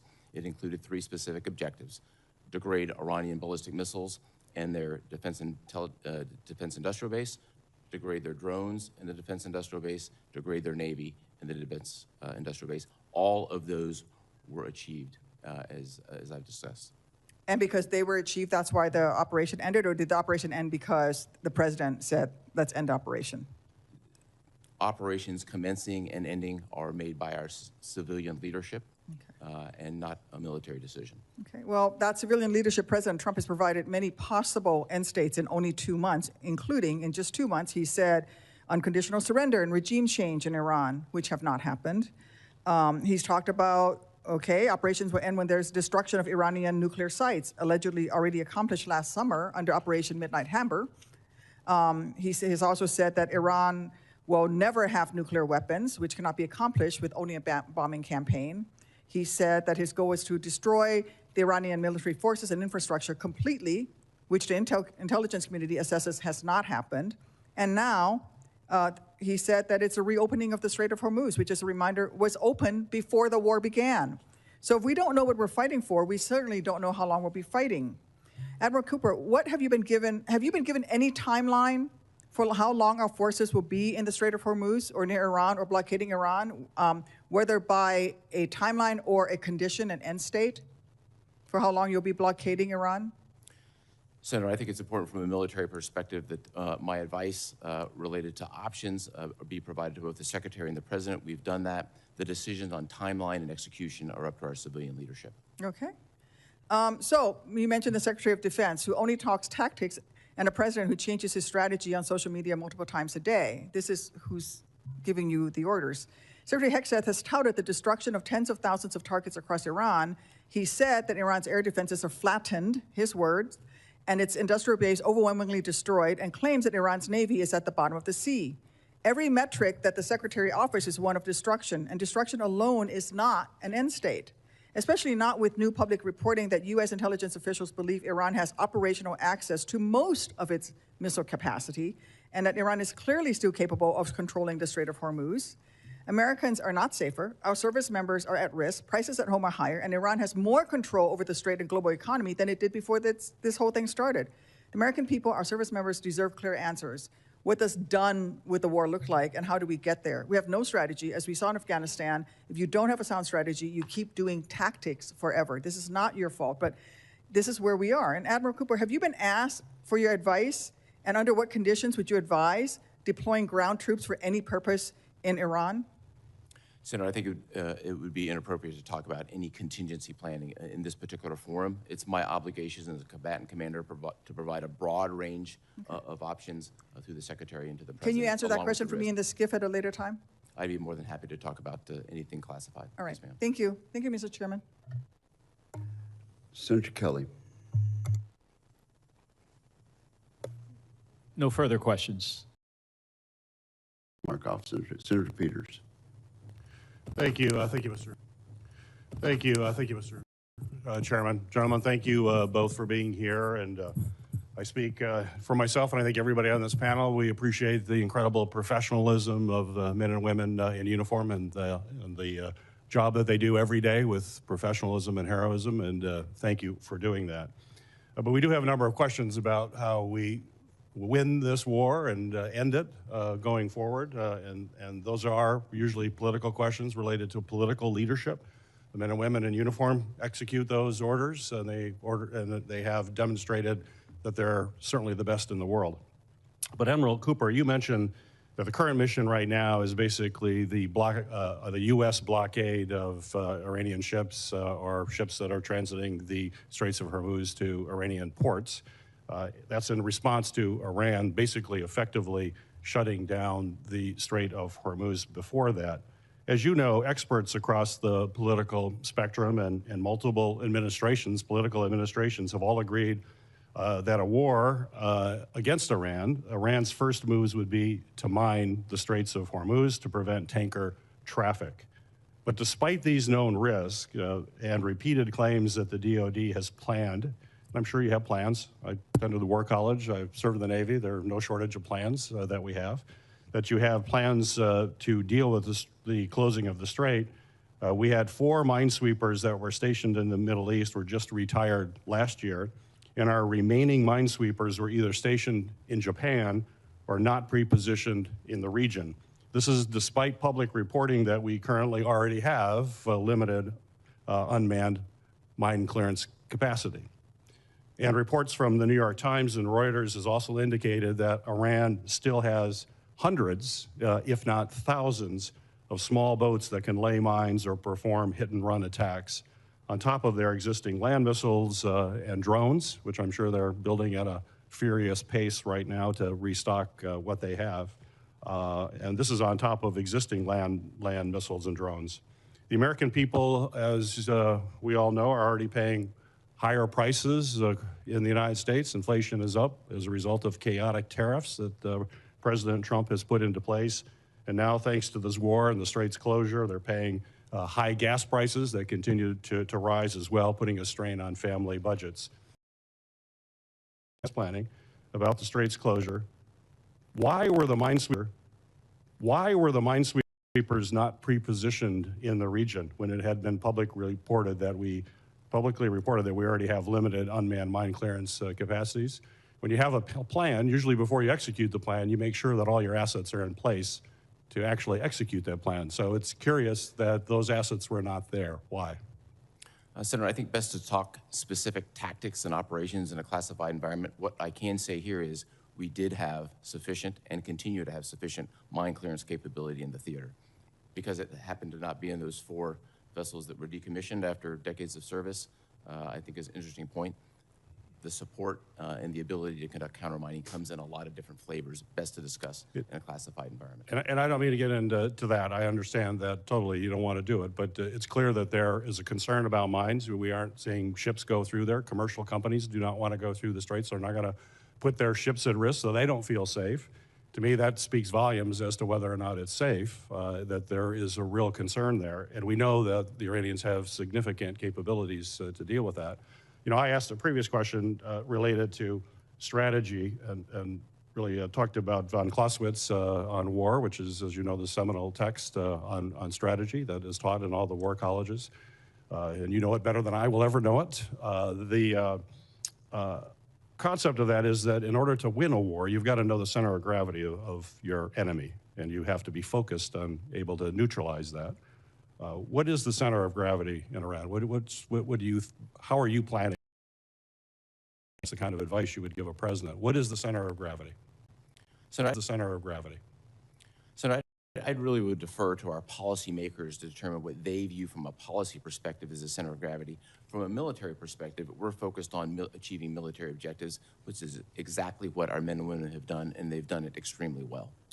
Well, you do, as you know, and every war plan has a center of gravity that you identify, and then you work around that. So there is the war plan that we have for Iran would have the center of gravity. Why can't you share what that is? That's in the past. It's been before we knew the center of gravity in the Persian Gulf War for Iraq.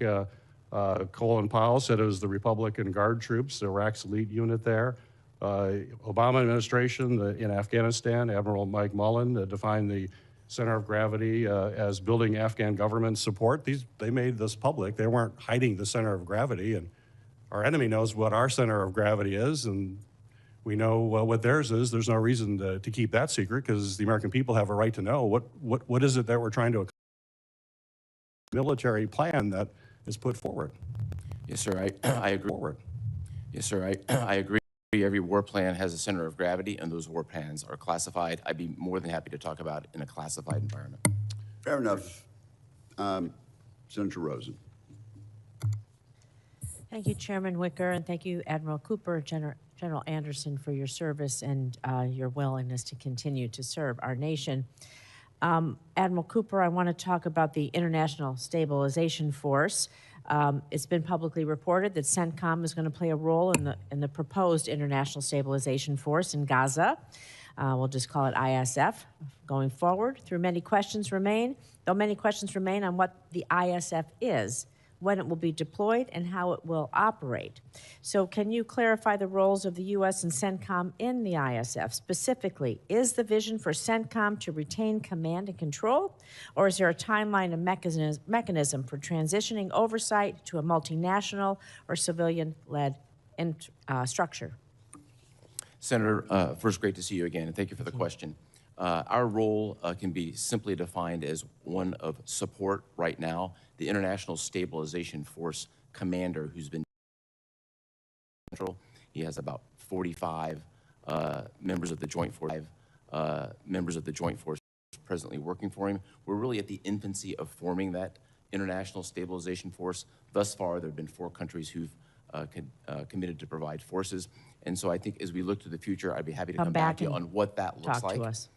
Later on, we're heading in the right direction, but we're just at the infancy of the process. Thank you. And speaking of heading in a direction, we need to talk about munitions sustainment, because Admiral Cooper, according to publicly available resources, the U.S. has fired at least 45% of its Patriot missile interceptors and more than half of its THAAD interceptors so far in Operation Epic Fury, and it's had to move air defense from other theaters. So can you talk to me about how this constrains our air and missile defense and those of our regional partners and allies like the Israel, UAE, and others who are also under attack? Senator, I have all the munitions necessary to both defend our forces as well as conduct a broad range of contingencies. Our partners also have the sufficient munitions necessary for defensive operations. Do you have estimates about how long it would take us to replenish or rebuild our stockpile? I would really defer to the folks who do this on an everyday basis, both in the department. Over to General Anderson in a minute, because I want to just take a moment to talk about Lebanon, because I do appreciate that you've applauded the Lebanese armed forces for their efforts to disarm Hezbollah. While the current effort in conflict has demonstrated the extent to which Hezbollah is rearmed, a strong Lebanese armed forces remains the best pathway for Lebanon through which Hezbollah can be disarmed once and for all, and we know that needs to happen. So what can the U.S. do to support the Lebanese armed forces to ensure that they have the necessary capacity to disarm Hezbollah while also holding them accountable? Senator, taking on the disarmament of Hezbollah is a tall order. They've been funded by Iran for decades with billions of dollars, and Hezbollah is inculcated into every fabric of the Lebanese society. I think right now our continued commitment with modest dollars to the Lebanese armed forces is helpful. They have, in particular, several units who can do more. We have to be, I believe our commitment could be to provide the funding necessary so that they can do more. Thank you. I'm going to move over to AFRICOM now, General Anderson, because ISIS and al-Qaeda affiliates, well, we know they've spanned the African continent. And so understanding, of course, this is an open setting, can you talk about the extent to which these franchises, that they work cross borders within local settings to coordinate with one another, and the threat that this poses to our priorities in the regions? And do you think there's a need for a comprehensive CT strategy on the continent? And if so, could you outline again, considering it's an open setting, broadly what that strategy might include, please? Senator, I appreciate the highlighting of the transnational threat that both al-Qaeda and ISIS pose. I can say in this setting that ISIS has several affiliates across the continent that are coordinating more and more, whether that's in the Golis Mountains of Somalia or the Lake Chad Basin of Nigeria or in the Sahel, as well as Mozambique and others. So this terrorist network has to be addressed holistically. They have to look at the entirety of the network. It's not any single node anymore. And so as we look at this, I coordinate very closely with Admiral Cooper because ISIS still has a strong presence in CENTCOM's AOR as well as al-Qaeda. As we look at this, the strategy to go after this is to work with our partners, those willing and capable partners, enable them first and foremost to take on this threat. When they are unable to do that, then bringing in only the unique capabilities that the U.S. can bring in order to address those threats. We've seen that in the Golis Mountains where we've been able to bring intelligence, ISR, some limited strike capabilities that has been able to disrupt their leadership network.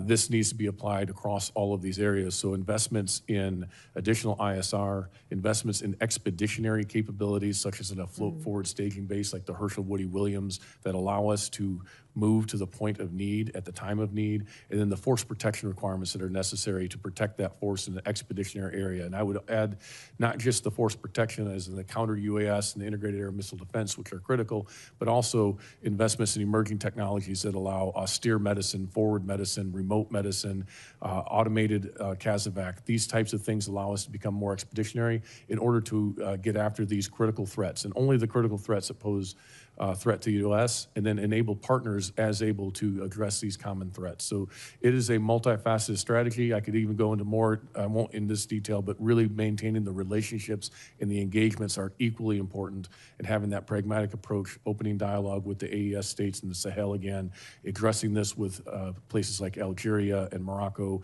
and Libya even, who share these concerns. Building those relationships are absolutely vital because you cannot surge trust. If the chairman would indulge me, can I have a follow-up question on the Sahel since he brought it up? Yes, why don't you do that? Thank you. We know, you brought up the Sahel, but last month the JNIM and local militias in Mali executed coordinated nationwide offensive attacks, attacking Mali's capital, seizing the key towns, killing the Malian defense minister. Though these attacks were greater in scale and intensity than any other since 2012, and to clearly demonstrate the attackers' ability to strike against an expansive geographical area. So you're talking a little bit about the Sahel, but the permissive environment in the Sahel that's making these attacks possible, and what more can you do? Would you like to add, if you want to speak a little bit more about instability there? I would. There are a few things I would like to add in this setting. I can talk to you more in a classified setting that would be highly appropriate to this. But to your point, there is no effective external counterterrorism effort in the Sahel right now. The Russians have claimed to do that, but we saw that they had to withdraw from Kidal. We're unable to defend against that threat there. They are providing some limited support, but we do not see the same Western presence.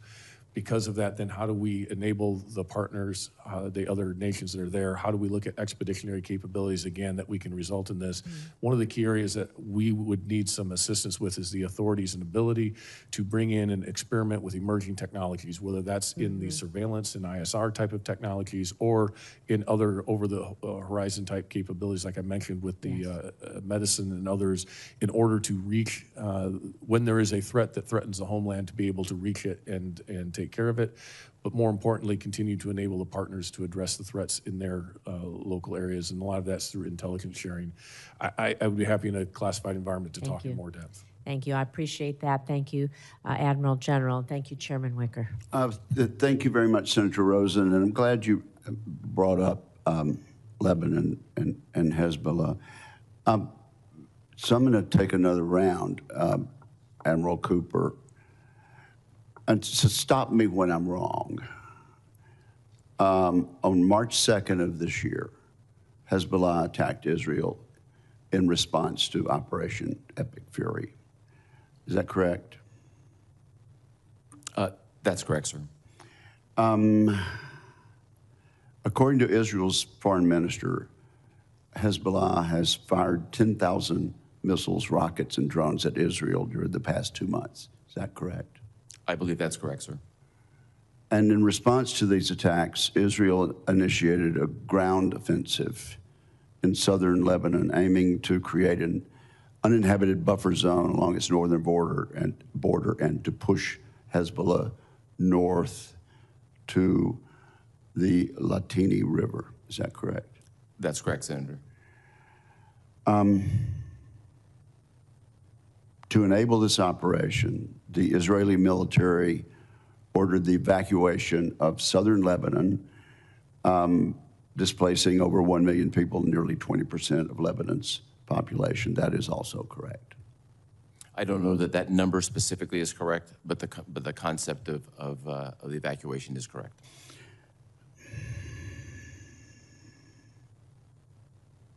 While governments of Israel and Lebanon declared a ceasefire in April of this year, Hezbollah Secretary General Naim Qassem announced that his organization would not recognize the ceasefire and would never agree to disarm. Is that correct? That statement is correct. Yeah, he made that statement. Hezbollah then continued to fire projectiles into Israel, and Israel has continued to strike Hezbollah positions in southern Lebanon. That's also correct, isn't it? That's correct, sir.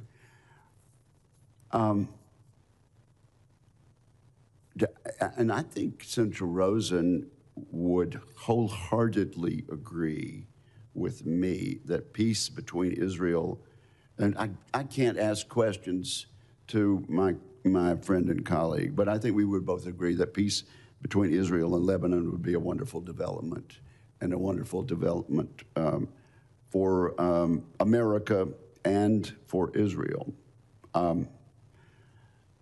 But peace between Israel and Lebanon depends on the Lebanese government having both the capability and the will to disarm Hezbollah. Has the United States provided the Lebanese armed forces with approximately $3 billion since 2006? So I'd have to take that specific volume, that A lot of specific money. number for the record and follow up. But we have been providing aid for 2 decades. Is it fair to say that the primary goal of U.S. support for the LAF, the Lebanese armed forces, was to counter Hezbollah? Yes, sir. And from 2006 until 2023, is it accurate to say that Hezbollah's rocket and missile arsenal grew from 2006 to 2023 from approximately 9,000 rockets and missiles to 150,000? As a result of decades and billions of dollars of Iranian support, that's correct. Israel's foreign minister alleges that Hezbollah fired more than 10,000 projectiles at Israel since the beginning of March of this year. In light of the Lebanese armed forces in action, was Israel's offensive into southern Lebanon militarily necessary if Hezbollah's attacks were going to be countered? Was there another way to do that? Senator, I would really defer to Israel on intent and effectiveness, but just as a general statement. Militarily necessary, though. There are, it is an option among options, of which there are few, to deal with the Hezbollah problem. I appreciate Senator Rosen bringing this up, and it just would go back to the central point. It would be a tremendous achievement for Israel, Lebanon, the United States, and the Middle East if Hezbollah could be eliminated and allow the Lebanese people and the Lebanese government to resume the happy relations that we once had and strive for between the United States and Lebanon. Would Senator Rosen have any further questions? Then this concludes today's hearing. I want to thank our witnesses for their testimony, and I would acknowledge that many of the arrows aimed at these two witnesses were better aimed at people in the civilian leadership who, according to our great Constitution and our principles dating back to George Washington, are in control of policy. And I would commend these two military veterans for adhering to that constitutional principle. And with that, I would inform members that questions for the record be due to the committee within 2 business days, and we are adjourned.